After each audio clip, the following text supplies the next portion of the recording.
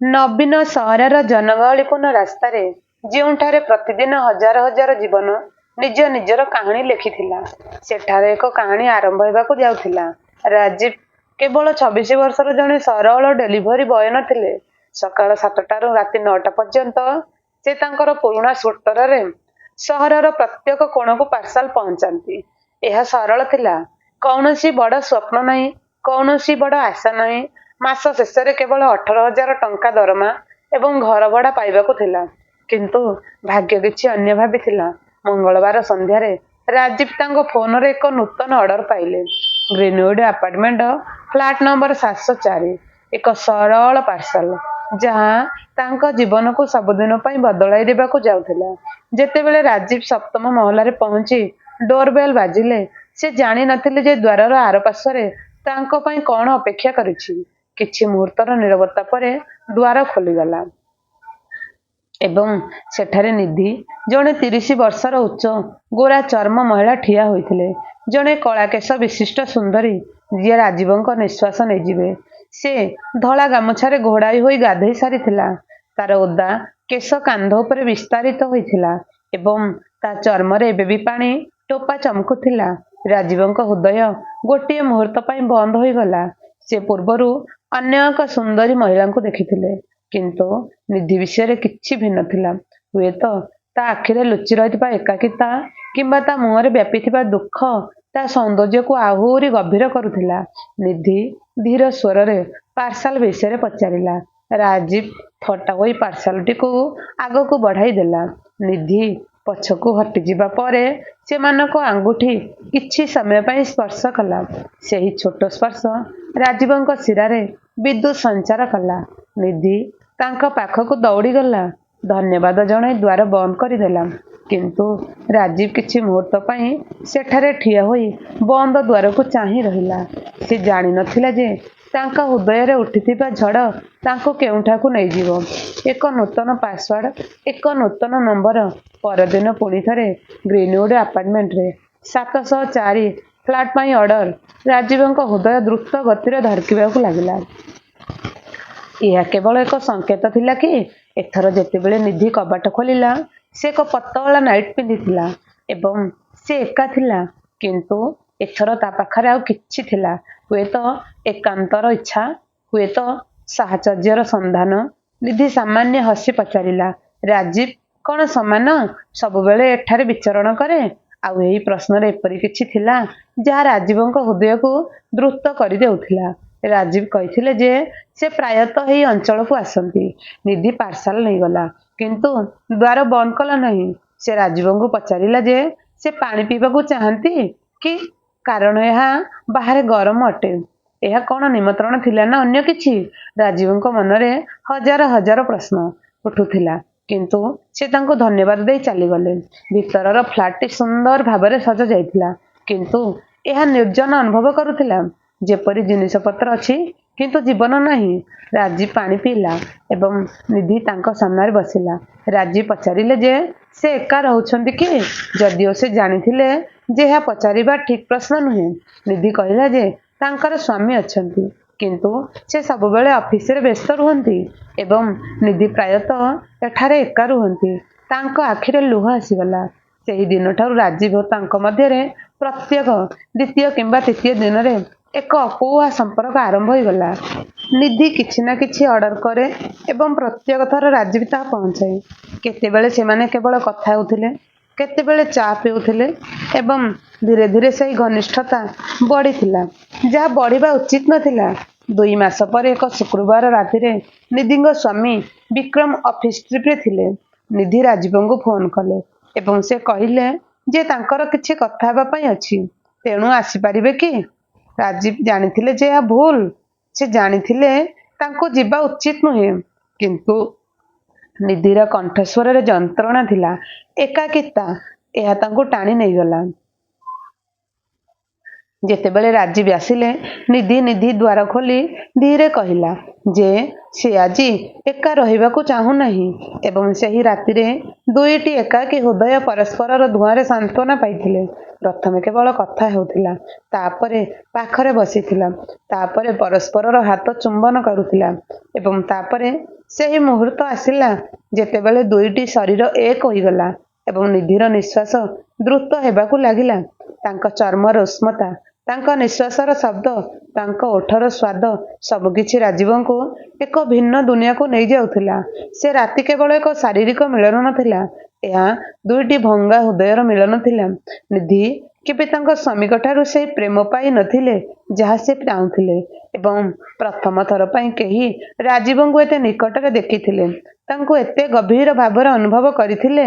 ସାରା ରାତି ଉଭୟ ପରସ୍ପରକୁ ଖୋଜିଥିଲେ, ପରସ୍ପରକୁ ବୁଝିଥିଲେ ଏବଂ ନିଧିକୁ ଅନୁଭବ କରିଥିଲେ। ରାଜୀବଙ୍କ ହାତ ତାଙ୍କ ଶରୀରର ପ୍ରତ୍ୟେକ ରେଖା ଏବଂ ବକ୍ରକୁ ମନେ ରଖିଥିଲା ଏବଂ ରାଜୀବଙ୍କ ସ୍ପର୍ଶରେ ନିଧି ବର୍ଷ ବର୍ଷ ଧରି ଖୋଜୁଥିବା ସାନ୍ତ୍ୱନା ପାଇଲା। ସକାଳେ ଯେତେବେଳେ ରାଜୀବ ଚାଲି ଯାଉଥିଲେ, ନିଧି ତାଙ୍କୁ ଅଟକାଇ ପଚାରିଲେ ଯେ ସେ ପୁଣି ଆସିବେ କି? ରାଜୀବ କିଛି ନ ଭାବି ହଁ କହିଲେ। ସେ ଏହା କହିଲେ ଏବଂ ଏହି ଗୋଟିଏ ଶବ୍ଦ ତାଙ୍କର ଭାଗ୍ୟ ନିର୍ଣ୍ଣୟ କଲା। ପରବର୍ତ୍ତୀ 3 ମାସ ମଧ୍ୟରେ ରାଜୀବ ଏବଂ ନିଧିଙ୍କ ସମ୍ପର୍କ ଆହୁରି ଗଭୀର ହୋଇଗଲା। ବିକ୍ରମ ଯେତେବେଳେ ଅଫିସକୁ ଯାଉଥିଲେ, ରାଜୀବ ଆସୁଥିଲେ। ସେମାନେ ଦୁହେଁ ପରସ୍ପର ବିନା ରହିପାରିବେ ନାହିଁ, କିନ୍ତୁ ପ୍ରେମରେ ଅନ୍ଧ ହେବା ବିପଦପୂର୍ଣ୍ଣ। ସେ ଭୁଲି ଯାଇଥିଲେ ଯେ କାନ୍ଥର ମଧ୍ୟ କାନ ଅଛି। ନିଧି ଏବଂ ରାଜୀବଙ୍କ ମଧ୍ୟରେ ଆଲୋଚନା ଆଉ କେବଳ ସାକ୍ଷାତ ପର୍ଯ୍ୟନ୍ତ ସୀମିତ ରହିଲା ନାହିଁ, ସେମାନେ ଭବିଷ୍ୟତ ବିଷୟରେ କଥାବାର୍ତ୍ତା କରିବା ଆରମ୍ଭ କରିଥିଲେ, ଏକାଠି ରହିବା ଏବଂ କେଉଁଠାକୁ ଚାଲିଯିବା। କିନ୍ତୁ ବିକ୍ରମ ଏକ ସମସ୍ୟା ଥିଲା। ଗୋଟିଏ ରାତିରେ ନିଧି ରାଜୀବଙ୍କ କୋଳରେ କହିଲା ଯେ ସେ ଇଚ୍ଛା କରୁଛି ଯେ ବିକ୍ରମ ସେଠାରେ ନଥାନ୍ତା। ରାଜୀବ ପରାମର୍ଶ ଦେଲେ ଯେ ସେମାନେ ପଳାଇ ଯାଇପାରିବେ। ନିଧି ଭୟଭୀତ ହୋଇ ବିକ୍ରମକୁ କହେ ଯେ ସେ ସେମାନଙ୍କୁ ପାଇଯିବେ, ସେ ବହୁତ ଶକ୍ତିଶାଳୀ ଏବଂ ତାଙ୍କର ଅନ୍ୟ ଏକ ସମ୍ପର୍କ ଅଛି। ଏବଂ ତାପରେ ଗୋଟିଏ ରାତିରେ ମଦ୍ୟପାନ କରି ଦୁହେଁ ଏପରି କିଛି କଲେ ଯାହା ସେମାନଙ୍କର କରିବା ଉଚିତ ନଥିଲା। ରାଜୀବ ଧୀରେ କହିଲେ, ଯଦି ବିକ୍ରମ ଆଉ ନାହାନ୍ତି ତେବେ କ'ଣ ହେବ? ନିଧି ଚୁପ୍ ରହିଲେ, କିନ୍ତୁ ତାଙ୍କର ନୀରବତା ହିଁ ଉତ୍ତର ଥିଲା। ସେହି ରାତିରୁ ସେମାନଙ୍କ ଦୁହିଁଙ୍କ ମନରେ ଏକ ଯୋଜନା ସୃଷ୍ଟି ହେବାକୁ ଲାଗିଲା, ଏକ ଯୋଜନା ଯାହା ବିକ୍ରମକୁ ସବୁଦିନ ପାଇଁ ଏହି ଦୁନିଆରୁ ଦୂର କରିଦେବ। କିନ୍ତୁ ବିକ୍ରମ ମୂର୍ଖ ନଥିଲେ, ଜଣେ 35 ବର୍ଷୀୟ ସଫଳ ବ୍ୟବସାୟୀ ଏବଂ ତାଙ୍କର ମନ ତୀକ୍ଷ୍ଣ ଥିଲା। ସେ ମାସ ମାସ ଧରି ଲକ୍ଷ୍ୟ କରୁଥିଲେ ଯେ ନିଧି ପରିବର୍ତ୍ତନ ହେଉଛି। ସେ ପୂର୍ବରୁ ଦୁଃଖୀ ଥିଲେ, ଏବେ ସେ ଖୁସି। ପୂର୍ବରୁ ସେ ମୋ ସହିତ କଥା ହେବାକୁ ଚାହୁଁଥିଲେ, ଏବେ ସେ ଚାହୁଁନାହାନ୍ତି। ଗୋଟିଏ ଦିନ ବିକ୍ରମ ଶୀଘ୍ର ଘରକୁ ଆସିଲା ଏବଂ ଫ୍ଲାଟ୍ ବାହାରେ ଜଣେ ଡେଲିଭରି ବୟର ସ୍କୁଟର ପାର୍କିଂ କରିଥିବା ଦେଖିଲା। ରାତି 8ଟାରେ କେଉଁ ଡେଲିଭରି ହୋଇଥିଲା? ବିକ୍ରମ ଦ୍ୱାର ଖୋଲିଲା ନାହିଁ, ତଳକୁ ଯାଇ ଅପେକ୍ଷା କରିବାକୁ ଲାଗିଲା। 45 ମିନିଟ୍ ପରେ ଡେଲିଭରି ବୟ ମୁହଁରେ ହସ, ପାଦରେ ହାଲୁକାତା ନେଇ ବାହାରକୁ ଆସିଲେ ଆଉ ନିଧି ଦ୍ୱାର ପାଖରେ ଠିଆ ହୋଇଥିଲେ। ଯେତେବେଳେ ସେ ସେମାନଙ୍କୁ ଯିବାକୁ ଦେଖୁଥିଲେ, ସେମାନଙ୍କ ମୁହଁର ଭାବ ସ୍ପଷ୍ଟ ଭାବରେ ସୂଚାଉଥିଲା ଯେ କୌଣସି ଡେଲିଭରି ହୋଇନାହିଁ। ବିକ୍ରମଙ୍କ ରକ୍ତ ଫୁଟି ଉଠିଥିଲା, କିନ୍ତୁ ସେ ତାଙ୍କ କ୍ରୋଧକୁ ନିୟନ୍ତ୍ରଣ କରୁଥିଲେ। ସେ ଜାଣିଥିଲେ ଯେ ସେ ତୁରନ୍ତ କିଛି କହିବେ ନାହିଁ। ବହୁତ ଶୀଘ୍ର, ପରବର୍ତ୍ତୀ କିଛି ସପ୍ତାହ ଧରି ବିକ୍ରମ ଚୁପଚାପ ନିଧି ଉପରେ ନଜର ରଖିଲା। ସେ ତାଙ୍କ ଫ୍ଲାଟରେ ଗୁପ୍ତ କ୍ୟାମେରା ଲଗାଇଲା ଏବଂ ସେ ଯାହା ଦେଖିଲେ ତାହା ତାଙ୍କର ସବୁଠାରୁ ଖରାପ ଭୟକୁ ଅତିକ୍ରମ କରିଗଲା। କେବଳ ନିଧି ନୁହେଁ, ତାଙ୍କର ଡେଲିଭରି ବୟ ସହିତ ପ୍ରେମ ସମ୍ପର୍କ ଥିଲା ଏବଂ ଦୁହେଁ ତାଙ୍କୁ ହତ୍ୟା କରିବାକୁ ଯୋଜନା କରୁଥିଲେ। ବିକ୍ରମ ଗୋଟିଏ ରାତିରେ ଏକ ରେକର୍ଡିଂ ଶୁଣିଥିଲେ, ଯେତେବେଳେ ନିଧି ଏବଂ ରାଜୀବ ତାଙ୍କ ଗାଡ଼ିର ବ୍ରେକ୍ ଫେଲ୍ କରିଦେବେ କିମ୍ବା ତାଙ୍କ ଖାଦ୍ୟରେ ବିଷାକ୍ତ ମିଶ୍ରଣ କରିବାକୁ ଧମକ ଦେଇଥିଲେ। ମିଶ୍ରଣ ବିଷୟରେ କହୁଥିଲେ। ବିକ୍ରମ ଭିତରେ ଥିବା ରାକ୍ଷସ ଜାଗ୍ରତ ହେଲା ଏବଂ ସେ ନିଷ୍ପତ୍ତି ନେଲା, ଦୁହିଁଙ୍କୁ ଶିକ୍ଷା ଦେବି, ଏକ ଶିକ୍ଷା ଯାହା ସେମାନେ ଜୀବନ ସାରା ମନେ ରଖିବେ, କିମ୍ବା ତାଙ୍କ ଜୀବନର ଶେଷ ମୁହୂର୍ତ୍ତ ପର୍ଯ୍ୟନ୍ତ। ଗତକାଲି ରାତିରେ, ଶନିବାର ସକାଳେ ବିକ୍ରମ ନିଧିଙ୍କୁ କହିଥିଲେ ଯେ ସେ ଚାହାନ୍ତି ମୋତେ ଅଫିସରେ ଡେରି ପର୍ଯ୍ୟନ୍ତ ରହିବାକୁ ପଡ଼ିବ। ବୋଧହୁଏ କାରଣ ସେଠାରେ ଏକ ଗୁରୁତ୍ୱପୂର୍ଣ୍ଣ ବୈଠକ ଅଛି। ନିଧିର ଆଖି ଚମକଦାର ହୋଇଗଲା ଏବଂ ସେ କହିଲା, ଠିକ୍ ଅଛି ବିକ୍ରମ। ଚାଲିଗଲା। କିନ୍ତୁ ସେ ଅଫିସ ଗଲା ନାହିଁ। ସେ ଜଣେ ରାସାୟନବିଦଙ୍କ ପାଖକୁ ଯାଇ ଏକ ବିଶେଷ ପ୍ରକାରର ବିଷ କିଣିଲେ। ଏହି ବିଷ ପାଣିରେ ଦ୍ରବୀଭୂତ ହୁଏ ଏବଂ ଏହାର କୌଣସି ସ୍ୱାଦ କିମ୍ବା ଗନ୍ଧ ନାହିଁ। ମୃତ୍ୟୁ ତୁରନ୍ତ ହୁଏ ନାହିଁ, କିନ୍ତୁ କିଛି ଘଣ୍ଟା ପରେ ହୁଏ। ବିକ୍ରମ ଘରକୁ ଫେରି ଆସିଲେ। ଯେତେବେଳେ ନିଧି ସେ ଗାଧୋଇବାକୁ ଯାଇଥିଲେ, ସେ ଫ୍ରିଜରେ ରଖିଥିବା ପାଣି ବୋତଲରେ ବିଷ ମିଶାଇ ଦେଇଥିଲେ, ଯେଉଁ ବୋତଲଟି କେବଳ ନିଧି ବ୍ୟବହାର କରୁଥିଲେ। ତାପରେ ସେ ଚୁପଚାପ ଚାଲିଗଲେ। ସନ୍ଧ୍ୟାରେ ନିଧି ରାଜୀବଙ୍କୁ ଫୋନ କରି କହିଲେ ଯେ ଆଜି ରାତି ସାରା ତାଙ୍କର ବିକ୍ରମ ଅଫିସରେ ଅଛନ୍ତି। ରାଜୀବ 8টাରେ ପହଞ୍ଚିଲେ। ନିଧି ଦ୍ୱାର ଖୋଲିଲେ। ଆଜି ରାତି ସ୍ୱତନ୍ତ୍ର। ଦୁହେଁ ଏକାଠି ରାତ୍ରି ଭୋଜନ କଲେ। ନିଧି ମଦ ବୋତଲ ଖୋଲିଲା, ମହମବତୀ ଜଳାଇଲା ଏବଂ ତାପରେ ଦୁହେଁ ପରସ୍ପର ଭିତରେ ହଜିଗଲେ। ରାଜୀବଙ୍କ ହାତ ନିଧିର ଶରୀର ଉପରେ ଚାଲିଥିଲା।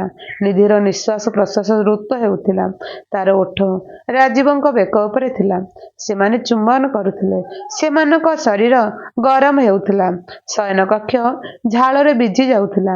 ଆମେ ଦୁହେଁ ପରସ୍ପରକୁ ଭଲ ଭାବରେ ଅନୁସନ୍ଧାନ କରିଥିଲୁ। ପ୍ରତ୍ୟେକ ଗୁପ୍ତ ସ୍ଥାନ, ପ୍ରତ୍ୟେକ ସମ୍ବେଦନଶୀଳ ଅଂଶ। ଘଣ୍ଟା ଘଣ୍ଟା ପରେ ଯେତେବେଳେ ଦୁହେଁ କ୍ଳାନ୍ତ ହୋଇଯାଇଥିଲେ, ଆମେ ଯିବା ପରେ ନିଧି ଉଠିପଡ଼ି ପଚାରିଲା ଯେ ରାଜୀବ ପାଣି ପିଇବାକୁ ଚାହିଁବ କି? ରାଜୀବ କହିଲା ହଁ, ତାର ଏବେ ବି ନିଶ୍ୱାସ ନେଉଛି। ନିଧି ଫ୍ରିଜରୁ ବୋତଲ ବାହାର କରି 2ଟି ଗ୍ଲାସରେ ପାଣି ଢାଳିଲା। ଦୁହେଁ ଏକାଠି ପାଣି ପିଇଲେ, ପରସ୍ପର ଆଖିକୁ ଚାହିଁଲେ ଏବଂ ତାପରେ ଦୁହେଁ ପୁଣି ପରସ୍ପର ଭିତରେ ହଜିଗଲେ। ସେ ସାରା ରାତି ଜାଗି ରହିବାକୁ ଚାହୁଁନଥିଲେ। ଯେପରି ସେ ଜାଣିଥିଲେ ଯେ ଏହା ତାଙ୍କର ଶେଷ ରାତି। ସେମାନେ ଜାଣିନଥିଲେ ଯେ ସେମାନେ ଯେଉଁ ପାଣି ବୋତଲ ପିଇଥିଲେ, ସକାଳ 8ଟା ସୁଦ୍ଧା ରାଜୀବ ଏବଂ ନିଧି ଉଭୟ ପରସ୍ପରର କୋଳରେ ମରିଯାଇଥିଲେ। ଯେଉଁଠାରେ ସେମାନେ ଘଣ୍ଟା ଘଣ୍ଟା ପୂର୍ବରୁ ପ୍ରେମ କରିଥିଲେ, ସେହି ସମାନ ଶଯ୍ୟାରେ ବିକ୍ରମ ସକାଳ 10টাରେ ଘରକୁ ଫେରିଲା। ତା ମୁହଁରେ କୌଣସି ଭାବ ନଥିଲା। ସେ ଦ୍ୱାର ଖୋଲି ଶୟନକକ୍ଷ ଭିତରକୁ ଗଲା। ସେ ସେହି ଦୃଶ୍ୟକୁ କଳ୍ପନା କରିଥିଲେ। 2ଟି ମୃତ ଶରୀର ପରସ୍ପର ସହିତ ଲାଗି ରହିଥିବା ଦେଖି ବିକ୍ରମଙ୍କ ମୁହଁରେ ଏକ ଥଣ୍ଡା ହସ ଖେଳିଗଲା। ସେ ନିଜକୁ କହିଲେ ଯେ ସେମାନେ ମୁଁ ଯାହା ଚାହୁଁଥିଲି ତାହା ପାଇଲି। ସେ ପୋଲିସକୁ ଫୋନ କରି କହିଲେ ଯେ ତାଙ୍କ ସ୍ତ୍ରୀ ତାଙ୍କ ଘରେ ମରିଯାଇଛନ୍ତି ଏବଂ ତାଙ୍କ ସହିତ ଜଣେ ପୁରୁଷ ମଧ୍ୟ ଅଛନ୍ତି। ବିକ୍ରମକୁ ଗିରଫ କରାଯାଇଥିଲା। ବିକ୍ରମ ପୋଲିସ ଷ୍ଟେସନର ପ୍ରୋବେସନ ରୁମରେ ଇନ୍ସପେକ୍ଟର ବର୍ମାଙ୍କ ସାମ୍ନାରେ ବସିଥିଲେ। ସେଠାରେ କୌଣସି ଓକିଲ ନଥିଲେ, କାରଣ ବିକ୍ରମ ଜାଣିଥିଲେ ଯେ ଆଉ ଲୁଚି ରହିବାର କୌଣସି ଅର୍ଥ ନାହିଁ। ଇନ୍ସପେକ୍ଟର ପଚାରିଲେ ଯେ ସେ ରାତିରେ କ'ଣ ଘଟିଥିଲା। ବିକ୍ରମ ଏକ ଦୀର୍ଘ ନିଶ୍ୱାସ ନେଇ କହିଲା ଯେ ସେ ଦୁହିଁଙ୍କୁ ହତ୍ୟା କରିଛି। କିନ୍ତୁ ଇନ୍ସପେକ୍ଟର ସମ୍ପୂର୍ଣ୍ଣ କାହାଣୀ ଶୁଣିବାକୁ କହିଲେ ଏବଂ ତାପରେ ବିକ୍ରମ ନିଧି ଏବଂ ରାଜୀବଙ୍କୁ କିପରି ହତ୍ୟା କରିଥିଲେ ସେ ବିଷୟରେ ସବୁ କିଛି କହିଲେ। ପ୍ରେମ ସମ୍ପର୍କ ବିଷୟରେ ଜାଣିବାକୁ ପାଇଲା ଏବଂ ସେ କିପରି ସେମାନଙ୍କ କଥାବାର୍ତ୍ତା ରେକର୍ଡ କଲା ଏବଂ ସେମାନେ ତାଙ୍କୁ ହତ୍ୟା କରିବାକୁ ଯୋଜନା କଲା। ବିକ୍ରମ ଯନ୍ତ୍ରଣାଦାୟକ ସ୍ୱରରେ କହିଲା ଯେ ସେମାନେ ଦୁହେଁ ତାଙ୍କୁ ବିଶ୍ୱାସ କରୁଛନ୍ତି ଏବଂ ସେ କେବଳ ନିଜକୁ ରକ୍ଷା କରୁଛନ୍ତି। ଇନ୍ସପେକ୍ଟର ଉତ୍ତର ଦେଲେ ଯେ ବିକ୍ରମ ଆଇନକୁ ନିଜ ହାତରେ ନେଇଛନ୍ତି ଏବଂ ପୋଲିସ ପାଖକୁ ଆସିବା ଉଚିତ ଥିଲା। ବିକ୍ରମ ଚିତ୍କାର କରି ପଚାରିଲେ ଯେ ପରବର୍ତ୍ତୀ ସମୟରେ କ'ଣ ହେବ। ଯଦି ଇନ୍ସପେକ୍ଟର ଚୁପ୍ ରହିଲେ, ତେବେ ସେ ବୁଝିପାରିବେ ଯେ ବିକ୍ରମର କ୍ରୋଧ ତାଙ୍କ ଯନ୍ତ୍ରଣାରୁ ଥିଲା। କିନ୍ତୁ ଆଇନ ହିଁ। ଇନ୍ସପେକ୍ଟର କହିଲେ, ବିକ୍ରମକୁ କେଉଁ ଦଣ୍ଡ ହୋଇପାରେ ତାହା ଜଣାଅଛି କି ବୋଲି ପଚରାଗଲା। ବିକ୍ରମ କହିଲା, କିନ୍ତୁ ସେ କହିଲେ ଯେ ସେ ଦୁଃଖିତ ନୁହନ୍ତି ଯେ ଏହି 2 ଜଣ ତାଙ୍କ ଜୀବନକୁ ନଷ୍ଟ କରିଛନ୍ତି, ତାଙ୍କ ହୃଦୟ ଭାଙ୍ଗି ଦେଇଛନ୍ତି ଏବଂ ତାଙ୍କୁ ହତ୍ୟା କରିବାକୁ ଷଡ଼ଯନ୍ତ୍ର କରିଛନ୍ତି। ଯଦି ସେ ସେମାନଙ୍କୁ ହତ୍ୟା କରିନଥାନ୍ତେ, ତେବେ ସେମାନେ ତାଙ୍କୁ ହତ୍ୟା କରିଥାନ୍ତେ। ବିକ୍ରମ ଉଭୟ ହତ୍ୟା ପାଇଁ ଦୋଷୀ ସାବ୍ୟସ୍ତ ହୋଇଥିଲେ। ବିକ୍ରମଙ୍କ କୌଣସି ଅନୁତାପ ନଥିଲା ଏବଂ ତାଙ୍କୁ 25 ବର୍ଷ ଜେଲ ଦଣ୍ଡ ଦିଆଯାଇଥିଲା। ସେ ପ୍ରତିଶୋଧ ନେଇସାରିଥିଲେ, କିନ୍ତୁ ପ୍ରକୃତରେ ତାହା ସଫଳ ହୋଇନଥିଲା। 3ଟି ଜୀବନ ନଷ୍ଟ। ନିଧି ଏକ ଖାଲି ବିବାହରେ ଫସି ପ୍ରେମ ଖୋଜିବାରେ ହଜିଗଲା। ଭୁଲ ମହିଳାଙ୍କ ପ୍ରେମରେ ପଡ଼ି ଯାଇଥିବା ରାଜୀବ ଏବଂ ତାଙ୍କ ସ୍ତ୍ରୀ ସମ୍ମାନ ଏବଂ ସ୍ୱାଧୀନତା ହରାଇଥିବା ବିକ୍ରମ। ହୁଏତ ଶିକ୍ଷା ହେଉଛି ଯେ ବିଶ୍ୱାସଘାତକତା, ଯେତେ ସତ ମନେ ହେଉନା କାହିଁକି, ସର୍ବଦା ବିନାଶ ଆଣିଥାଏ। ଶିକ୍ଷା ହେଉଛି ଯେ ପ୍ରେମ ଏବଂ ଘୃଣା ଉଭୟ ଜଣେ ବ୍ୟକ୍ତିକୁ ଅନ୍ଧ କରିପାରେ।